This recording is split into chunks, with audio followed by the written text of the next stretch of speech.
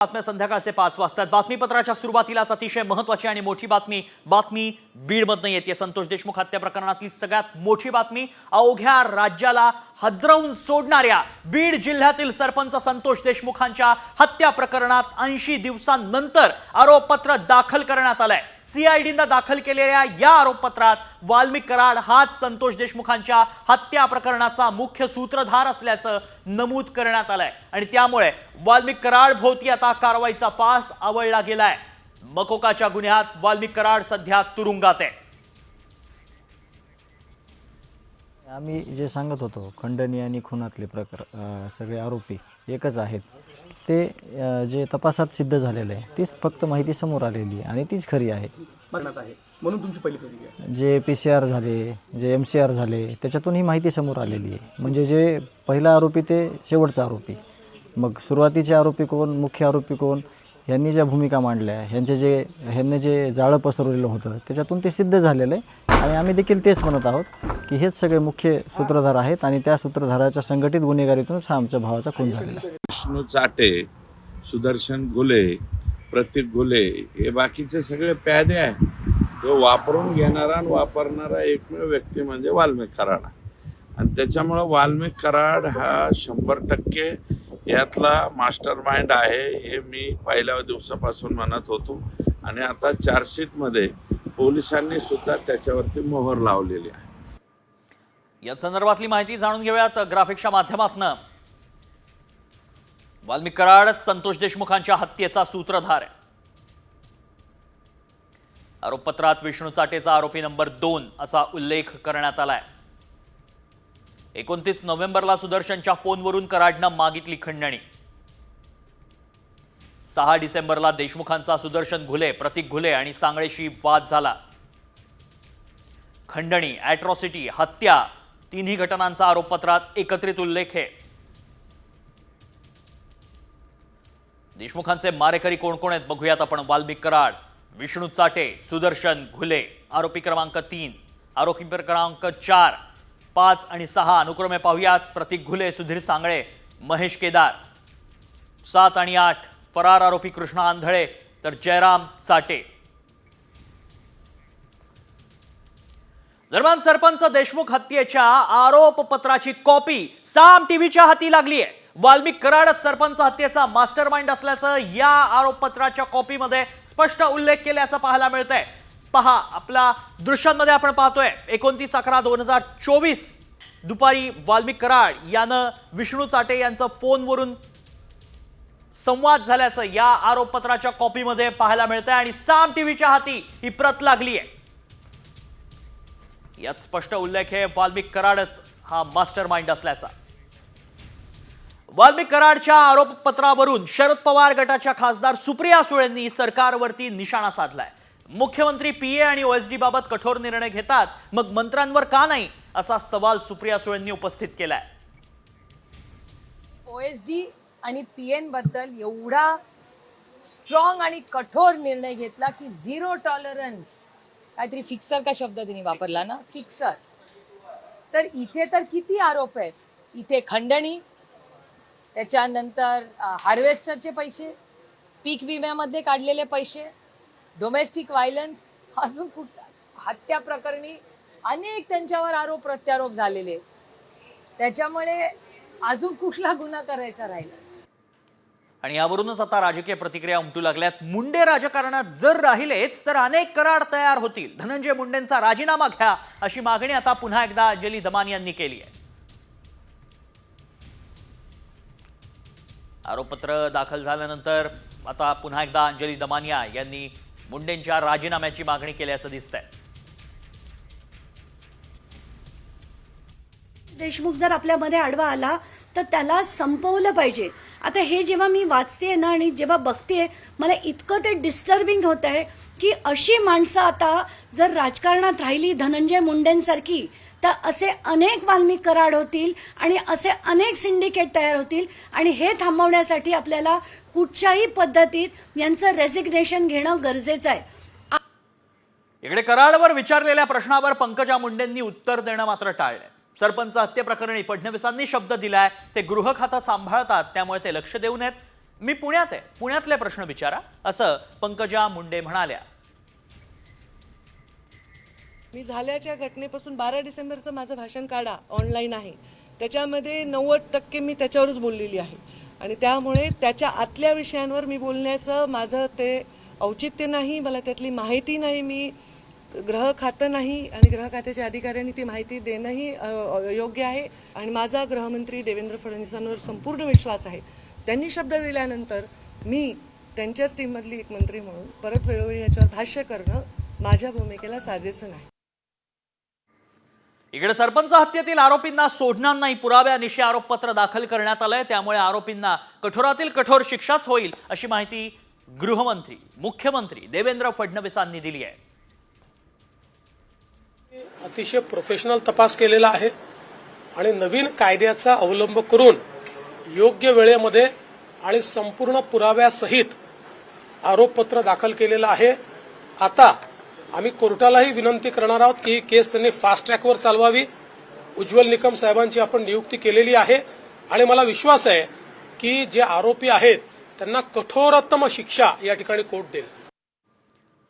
संतोष देशमुख हत्या प्रकरणातील मोठी बातमी मिळते. कॅमेरा खराब झाल्याचं सांगून 22 फेब्रुवारी आधीचं सीसीटीव्ही फुटेज डिलीट करण्यात आलंय, असा गंभीर आरोप सरपंच संतोष देशमुखांच्या कुटुंबियांनी आता केलाय. तर याच संदर्भात मुख्यमंत्र्यांकडेही तक्रार करण्यात आले असल्याचं त्यांनी म्हटलंय.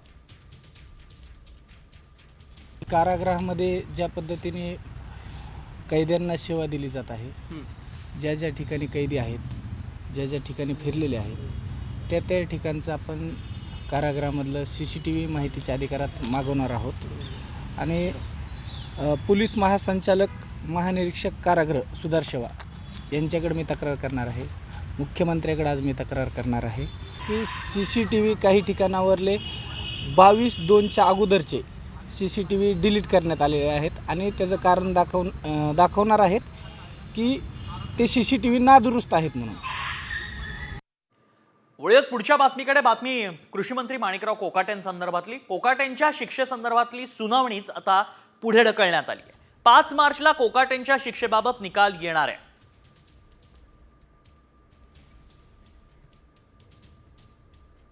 कोर्टाने अंजली राठोडीला अधिकार नाही या केसमध्ये, म्हणजे लोक स्टँडी नाही असं जरी म्हटलं असेल तरी त्याचे चॅलेंज केलं होतं. काही सुप्रीम कोर्ट आणि हायकोर्टाचे निवाडे फक्त दाखल केले होते, पण ते म्हणे तुम्हाला लोक स्टँडिंग नाही. पण रिप्रेझेंटेशन ॲक्टप्रमाणे कॉन्स्टिट्यूशन आहे, हे ठरवण्यासाठी हायकोर्टाकडे जाण्यास त्यांनी 3 दिवसाची मुदत दिली आहे. आता हायकोर्टामध्ये 5 तारखेच्या आत आम्ही दाखल करू ते प्रकरण. पण आता त्यांनी जे शिक्षेला स्थगिती मिळावी हा अर्ज त्याच्यावर निर्णय द्यायला त्यांनी नकार दिला. आज ते 5 तारखेला ठेवलं. तर 5 तारखेला पुढे काय होतं आणि हायकोर्टात काय होतं आम्ही आपल्याला कळवतो.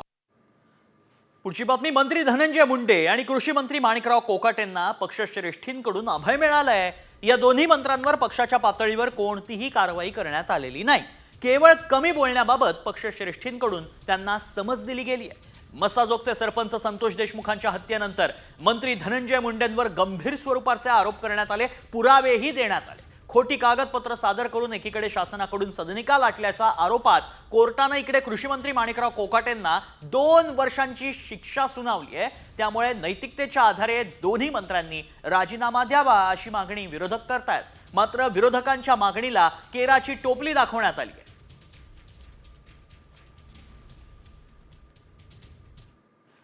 पुढच्या बातमीकडे.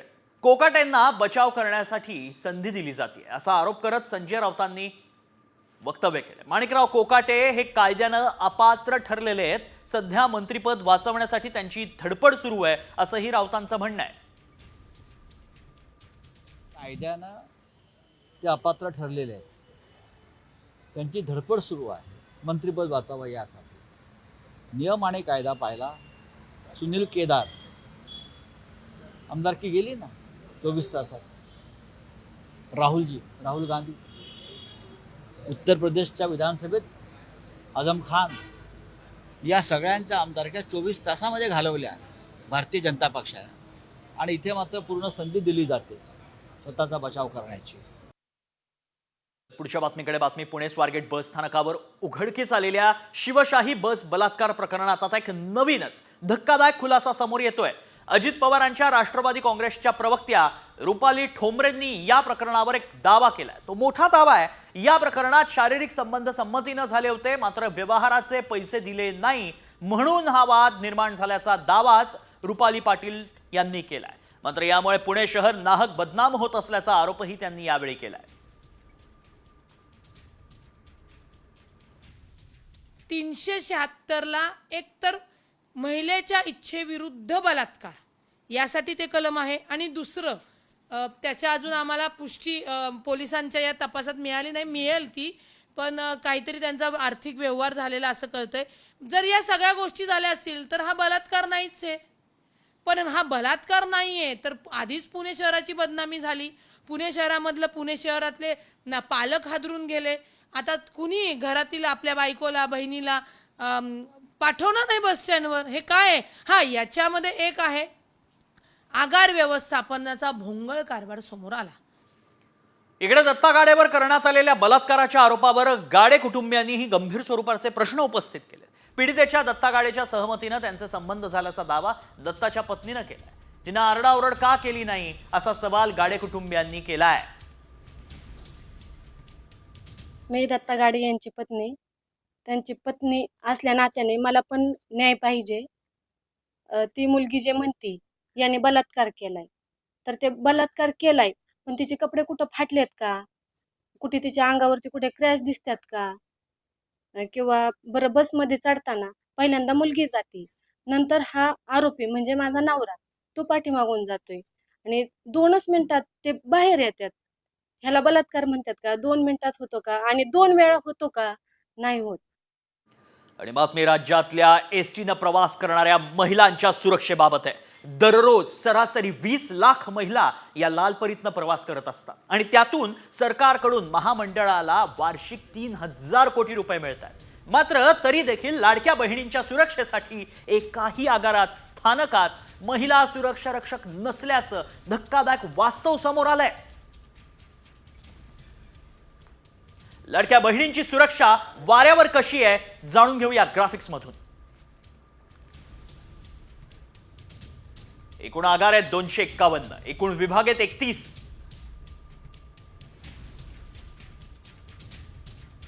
बस गाड्यांची संख्या 14,000 आहे.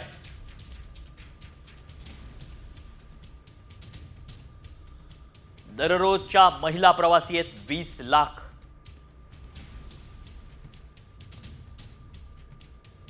एकूण सुरक्षा रक्षक आहेत 2,690.